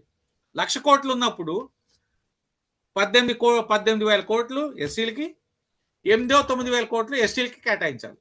అంటే వాళ్ళకి ప్రత్యేక స్కీమ్స్, ఎకనామిక్ డెవలప్మెంట్ కోసం schemes, it may B housing, business, water, it may B agriculture కావచ్చు, ఏదైనా కావచ్చు. సో అది ప్రధాన ఉద్దేశం అనమాట. అది ఇందిరాగాంధీ గారు ఉన్నప్పుడు సబ్ ప్లాన్ తీసుకొచ్చారు. అప్పుడు ఆ సబ్ ప్లాన్ ఆమండంగా అమలు కాలేదు. ఆమె తర్వాత అధికారంలోకి వచ్చిన వాళ్ళు ఎవరు అమలు చేయలేదు. సిమిలర్లీ పివి నరసింహారావు గారు అమలు చేయలేదు. పివి నరసింహారావు గారు అధికారంలో ఉన్నంత కాలం మన్మోహన్ సింగ్ గారు లెటర్ రాసేవాడు ఆయనకి, ప్లానింగ్ కమిషన్ చైర్పర్సన్ గా సబ్ ప్లాన్ అమలు చేయాలి, సబ్ ప్లాన్ అమలు చేయాలి. కానీ మన్మోహన్ సింగ్ గారు ప్రధానమంత్రి అయినా కూడా అమలు చేయలేదు. సో దీని మీద మళ్ళీ సేమ్ మన ఆంధ్రప్రదేశ్ రాష్ట్రంలోనే మళ్ళీ ఉద్యమం మొదలైంది. ఆనాటి ఉమ్మడి రాష్ట్రంలో ఉద్యమం మొదలై సిడిఎస్ అనే organisation, centre for Dalit studies, headed by Mallepalli Lakshmaiah, similarly Kaki Madharao గారు, రిటైర్డ్ చీఫ్ సెక్రటరీ కాకిమాధరావు గారి నాయకత్వంలో ఈ ఉద్యమం స్టార్ట్ అయ్యి దేశవ్యాప్తంగా వెళ్ళి అప్పుడు ఆంధ్రప్రదేశ్లో ఉన్న కాంగ్రెస్ గవర్నమెంట్, సిమిలర్లీ కేంద్రంలో మరి కొప్పుల రాజు గారు కూడా ఉండటం వలన ఆయన he was able to convince Rahul Gandhi. అట్లా we got this act for the first time in AP, erstwhile state of AP in 2013. So స్పెషల్గా అసెంబ్లీని సమావేశపరిచి ఈ చట్టాన్ని అమలులోకి తీసుకొచ్చారు. Schedule caste, schedule tribes, sub plan. So ఇక్కడ మెయిన్గా ఏంటంటే బేసిక్గా దీనిలో ఉన్న రూల్ ఏంటంటే జనాభా నిష్పత్తి ప్రకారం జనరల్ ఫండ్స్ కాకుండా జనరల్ కేటాయింపులు కాకుండా అదనంగా కేటాయించాలి జనాభా నిష్పత్తి ప్రకారం. ఇందాక నేను చెప్పిన ఎగ్జాంపుల్ 1,00,000 కోట్లు అయితే 18,000 కోట్లు ఎస్సీలకి, 8,000-9,000 కోట్లు ఎస్సీలకి, ఇట్లా అనమాట. సో ఇలా ప్రతి సంవత్సరం బడ్జెట్లో కేటాయించాలి. ఆ బడ్జెట్లో ఉన్న దీని ప్రకారం ప్రతి సంవత్సరం కేటాయించుకుంటూ రావాలి. ఆ డబ్బుల్ని త్రూ అప్పట్లో చేసిన ఇదేంటంటే తర్వాత మనకి రాష్ట్రం విడిపోయినాక తెలంగాణ రాష్ట్రం కేసీఆర్ గారు వచ్చినాక ఆయన చేసింది ఏంటంటే ఫైనాన్స్ డిపార్ట్మెంట్లో ఒక సపరేట్ సెక్షన్ పెట్టాడు ఆయన. ఫైనాన్స్ డిపార్ట్మెంట్లో ఒక సపరేట్ సెక్షన్ పెట్టి ఈ బడ్జెట్ని వాళ్ళకి వచ్చిన అలొకేషన్ తీసుకొని దాన్ని జాగ్రత్తగా అమలు చేసుకుంటూ రివ్యూ చేసుకుంటూ అమలు చేసుకోవడం కోసం ఒక సపరేట్ వింగ్ను ఓపెన్ చేసి దానికి ఒక సెక్రటరీ అపాయింట్ చేసి దాన్ని ఆయన చేయడం జరిగింది. సో ఇక్కడ బేసికల్గా ఉన్న దీనిలో ఏంటంటే here even Dalit Christians are covered under sub plan. So we also can apply for loans. Say for example దీనిలో ఉన్నది ఏంటంటే ప్రధానంగా about 40% of the total capital is given as subsidy. అంటే మనం ఒక యూనిట్ 1,00,000 రూపాయలతో స్టార్ట్ చేస్తే 40 లక్షల సబ్సిడీ వస్తుంది, 40,000 సబ్సిడీ వస్తుంది. 1,00,000 రూపాయలతో స్టార్ట్ చేస్తే 40,000 వస్తుంది to a maximum of 2 crores per head. ఇది బేసిక్ దీనిది. సో దీన్ని even Dalit Christians can apply for it. We are eligible, BCC certificate తో we can apply for it. So ఇక్కడ ఇండస్ట్రీస్ డిపార్ట్మెంట్కి వెళ్తే they will say what are the schemes available. దానిలో మనకి ఏది సూటబుల్లో చూసుకొని దాన్ని బట్టి మనం అప్లై చేసుకోవచ్చు. అప్లై చేసుకున్నాక మనకి లోన్ అది తెచ్చుకున్నాక దాన్ని మనం వాళ్ళ దగ్గర రిజిస్టర్ అయినాక సే ఫర్ ఎగ్జాంపుల్ ఒక లారీ కొనుక్కున్నారనుకోండి, ఆ లారీ ఒక 20 లక్షలు అనుకోండి. 20 లక్షలు అయితే మనకి 40% ఎంత వస్తుంది, 8 lakhs మనకి సబ్సిడీ వస్తుంది. సో దాన్ని మనం రిజిస్టర్ చేసుకున్నాక ఆటోమేటిక్గా ప్రొసీజర్ ప్రకారం ఇండస్ట్రీస్ డిపార్ట్మెంట్ మన అకౌంట్లోకి ట్రాన్స్ఫర్ చేస్తుంది సబ్సిడీని. So that is back and subsidy. ఒకప్పుడు ఫ్రంట్ ఎండ్ ఉండేది, అంటే ఏంటి లోన్తో పాటు సబ్సిడీ వచ్చేది. మన వాళ్ళందరూ తీసుకొని వెంటనే అమ్మేసి దాన్ని ఇచ్చేసేవాళ్ళు. అందుకనే అది ఫెయిల్యూర్ అవుతుందని చెప్పి ఇప్పుడు బ్యాక్ ఎండ్ పెట్టారు సబ్సిడీ. అంటే ఏంటి, we are suppose to first buy the vehicle or establish the unit and then the subsidy will be release. On time కడితే ఇంట్రెస్ట్ రిబేట్స్ కూడా ఉన్నాయి. ఇంట్రెస్ట్ రిబేట్స్ లో కూడా మళ్ళీ గవర్నమెంట్ విల్ గివ్ సబ్సిడీ. ఇట్లా రకరకాలుగా ఉన్నాయి. సో ఇది అప్ టు 40% ఉంది. విమెన్ కి అయితే ఇంకొద్దిగా ఎక్కువ ఉంది. సిమిలర్లీ సెంట్రల్ స్పాన్సర్డ్ కూడా ఉంది. సో ఇవి మనం ఇండస్ట్రీస్ డిపార్ట్మెంట్కి వెళ్తే we can know the concerned ఏరియాకి ఒక ఐపీఓ ఉంటాడు. సో ఆ కన్సర్న్డ్ ఏరియా ఐపీఓ దగ్గరికి వెళ్ళి అతను అడిగితే ఇల్సే వాళ్ళు ఇచ్చే గైడెన్స్ ప్రకారం ముందుకు వెళ్ళొచ్చు. So that is the sub plan. So ఈ సప్లాన్ ఖచ్చితంగా దళిత క్రైస్తవులు కూడా అమలు అవుతుంది. సో దీన్ని మనం ఖచ్చితంగా సద్వినియోగం చేసుకోవాలి. సిమిలర్లీ ఇక్కడ మనం చూసుకుంటే మనకి మరి వాళ్ళు జరిగే దాడులు ఏం చూసుకుంటూ వస్తుంటే మన మీద చాలా ఎక్కువ జరుగుతున్నాయి. కాబట్టి సప్లాన్ లో ఎలాగైతే మనకి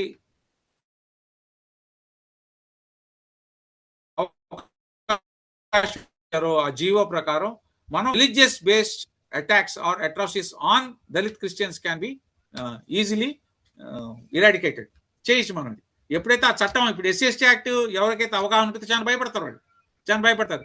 సిమిలర్లీ ఇది మనకు కూడా వర్తిస్తుంది అనుకున్నప్పుడు ఖచ్చితంగా భయపడతారు చేయడానికి. సో ఒక పక్కన ఈ చట్టాన్ని వాడుకోవచ్చు.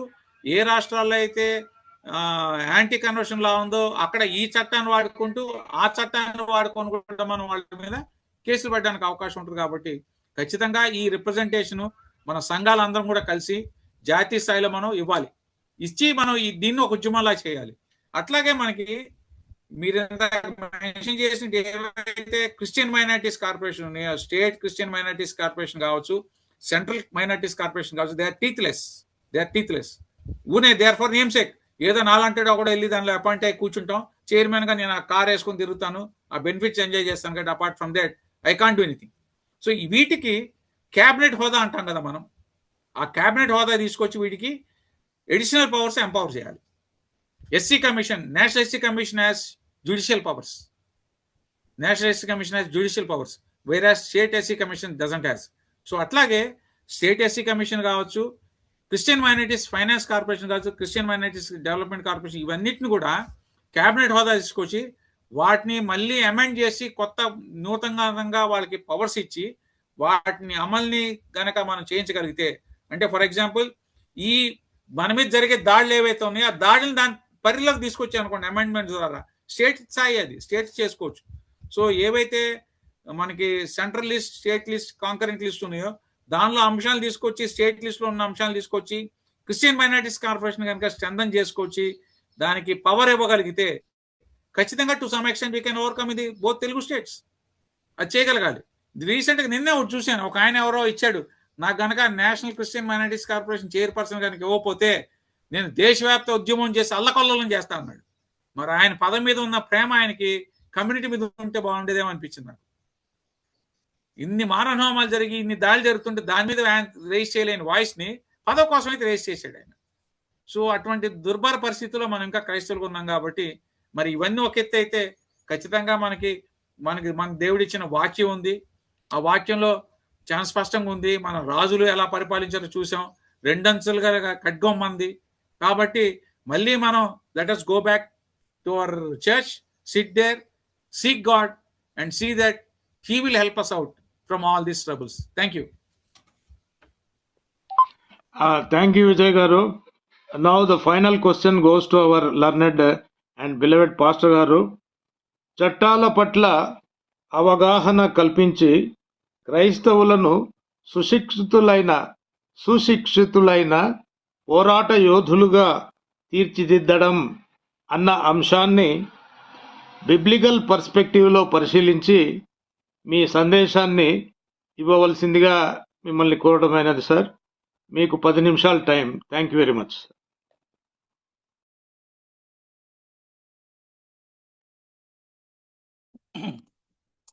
Thank you brother Sagar for giving me this opportunity. మరి ఈ సమయంలో నిజంగా చట్టం గురించి ఎన్నో విషయాలు నేర్చుకున్నాం మనం ఇండియాలో.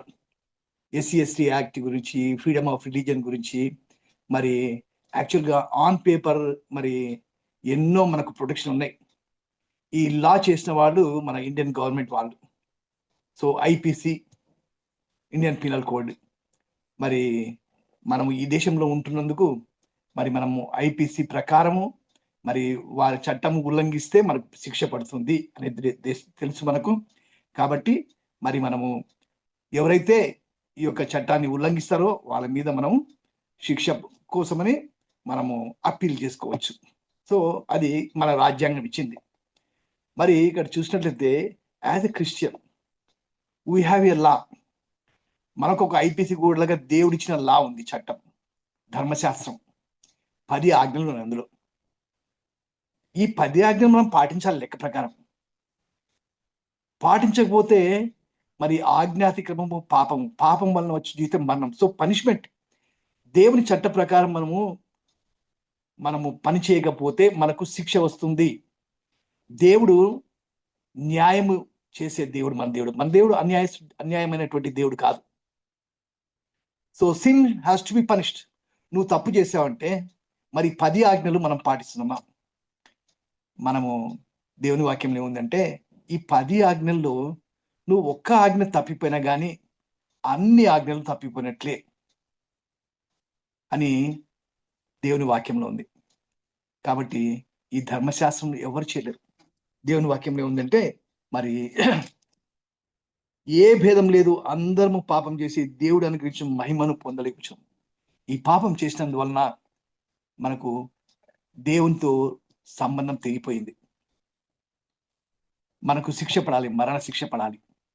కానీ నమ్మువారు ఆయన కృప చేతని క్రీస్తు యేసునందరి విమోచన ద్వారా ఉచితంగా నీతిమంతులని తీర్చబడుచున్నారు. మనం యాక్చువల్గా బేసిక్గా వీఆర్ ఆల్ సిన్నర్స్. ఎందుకంటే ఆయన ఆజ్ఞలు మనం పాటించలేకపోతున్నాం. కాబట్టి పాపం పనిష్మెంట్ ఇవ్వాలి. సో నీ బదులు నా బదులు యేసుక్రీస్తే ఈ లోకానికి వచ్చి మానవ శరీరధారి, ఆయన రక్త మాంసంలో పాలివాడై మన కొరకు హీ టుక్ ద పనిష్మెంట్. మన కొరకు ఆయన మరణించారు. మన కొరకు శిలువ మంచి మరి ఆయన శిలువ మరణం మీద మరి మనకు ప్రాణం అర్పించాడు, అదే రక్తం చిందించాడు. సో దేవుని వాక్యంలో క్రీస్తు యేసునందరి రక్తమందలి విశ్వాసం ద్వారా ఆయనను కరుణాధారంగా బయలుపరచను దేవుడు ఇప్పటి కాలమందు తన నీతిని కనబరచు నిమిత్తం తాను నీతిమంతుడు యేసునందు విశ్వాసం గలవాన్ని నీతిమంతునిగా తీర్చువాడకు ఆయనను అలాగ చేసి. సో దేవుని వాక్యం ఏముందంటే ఆయన రక్తం ద్వారా ఈరోజు ఆయన విశ్వాసం ఉంచితే, యేసునందు విశ్వాసం ఉంచితే నిన్ను నీతిమంతుడిగా తీర్పు తీర్చేటువంటి దేవుడు. సో దెర్ ఇస్ ఎ లా. 10 ఆజ్ఞలు దేవుడిచ్చిన ఆజ్ఞలు. మనము పాపము చేస్తే ఆయన ఆజ్ఞలు మనము పాటించకపోతే పనిష్మెంట్ ఉంది. But Jesus paid the price. నీ పనిష్మెంట్ యేసయ్య అనుభవించాడు, నీ శిక్షను ఆయన మీద వేసుకున్నాడు, శిలువ మీద చనిపోయాడు. కాబట్టి నువ్వు చేయాల్సింది ఏంటంటే యేసుక్రీస్తును ప్రభువుగా రక్షకుడిగా అంగీకరించాలి. నువ్వు చేయవలసింది అదే. ఈరోజు మరి మనము లెక్క ప్రకారం మనము మరణంకి వెళ్ళాలి, నాశనంకి మరి నరకంకు వెళ్ళాలి. దేవుడు నిన్ను నన్ను ప్రేమించిండు. God has loved us. దేవుడు మనల్ని ఎంతగానో ప్రేమించాడు. ఆయన తన అద్వితీయ కుమారుని ఈ లోకాన్ని పంపించాడు. ఎందుకంటే ఆయన విశ్వాసం ఉంచితే మనం నశించకుండా నిత్య జీవం పొందుటకు ఆయనను మనకు అనుగ్రహించను. God has given us as a gift. కాబట్టి దేవుని బిడ్డలుగా మరి ఈరోజు క్రీస్తు హూ ఈజ్ జీసస్ క్రైస్ట్. చాలా మందికి మరి యేసుక్రీస్తు అంటే ఎవరు కూడా చాలా మందికి తెలియదు. మరి యేసుక్రీస్తు ఆయన ఈ లోకానికి రావడమే కాదు, ఆయన హీఈస్ ద ఫైనల్ జడ్జ్. నిన్ను నన్ను తీర్పు తీర్చేది ఆయన. మరి ఇక్కడ చూసినట్లయితే దేవుని వాక్యంలో 5:22 చూసినట్లయితే తండ్రిని ఘనపరచలుగా అందరిని కుమారుని ఘనపరచాలని తీర్పు తీర్చుటకు సర్వాధికారము కుమారునికి అప్పగించి ఉన్నాడు. So he is the judge. ఆయనకు అధికారం ఇచ్చేసినాడు దేవుడు. యేసుక్రీస్తు ఈజ్ ద జడ్జ్. 27 చూసినట్లయితే మరియు ఆయన మనిషి కుమారుడు కనుక తీర్పు తీర్చుటకు తండ్రి అధికారం అనుగ్రహించను. So God has put him as a judge. నీకు నాకు జడ్జ్. ఫైనల్ గా మనము యాజ్ బిలీవర్స్ జడ్జ్మెంట్స్ చాలా ఉన్నాయి. మనకు ఆ జడ్జిమెంట్స్ రకరకాల సుప్రీంకోర్టు జడ్జిమెంట్లు ఇచ్చింది కదా, అలాగే దేవుని వాక్యం కూడా జడ్జ్మెంట్ ఆఫ్ బిలీవర్స్ వర్క్స్. నేను దేవుని బిడ్డనైతే నేను మంచి చేసినా చెడు చేసినా నేను క్రీస్తు న్యాయాధిపీఠంలో ఒకానొక రాజు నిలబడాలి మనం. అది judgment of believers, judgment of gentiles. అంటే అన్యులుగా ఉంటే యేసుక్రీస్తును రిజెక్ట్ చేసుకుంటూ వారి ఇష్టానుసారంగా చూస్తే వాళ్ళకు ఒక రకమైనటువంటి జడ్జిమెంట్ ఉంది. అది second coming of Jesus Christ, ఆయన రెండో రాకడప్పుడు చదువుతుంది. జడ్జ్మెంట్ ఆఫ్ ఇజ్రాయెల్, మరి ఆయన సెకండ్ కమింగ్ వచ్చినప్పుడు ఇజ్రాయిల్లో సపరేట్గా వారు ఇంకా ఏసైను మెస్సయ్య అని నమ్మకపోతే వాళ్ళు కూడా పనిష్మెంట్ ఇచ్చేటువంటి దేవుడు. జడ్జ్మెంట్ ఆఫ్ ఫాలెన్ ఏంజల్స్, దేవుడు మరి సాతాను తయారు చేయలేదు, ఏంజల్ ఆఫ్ లైట్, మరి వారు కూడా దేవుని వాక్యం వినకుండా దేవుని విధేయత చూపించకుండా వాళ్ళు మరి ఫాలెన్ ఏంజల్స్ అంటారు, కింద పడిపోయినటువంటి దూతలు. అంతేకాదు finally judgment of unsaved dead, అంటే యేసుక్రీస్తుని నమ్మకుండా ఆయన రిజెక్ట్ చేసి తృణీకరించినటువంటి అటువంటి వారికి కూడా జడ్జిమెంట్ ఇచ్చేది. సో ఈరోజు యేసుక్రీస్తు మన జడ్జ్. మనం ఏమి విత్తితే అది కోస్తాము, అంతేకాదు మనం చేసిన దానికి ఆయన పనిష్మెంట్ ఇచ్చేటువంటి దేవుడు, ఆయన తిరిగి రానేటోడు. Are we ready? Are we going to confess our sins to the Lord? నువ్వు కన్ఫెస్ చేయకపోతే there is a judgement for you.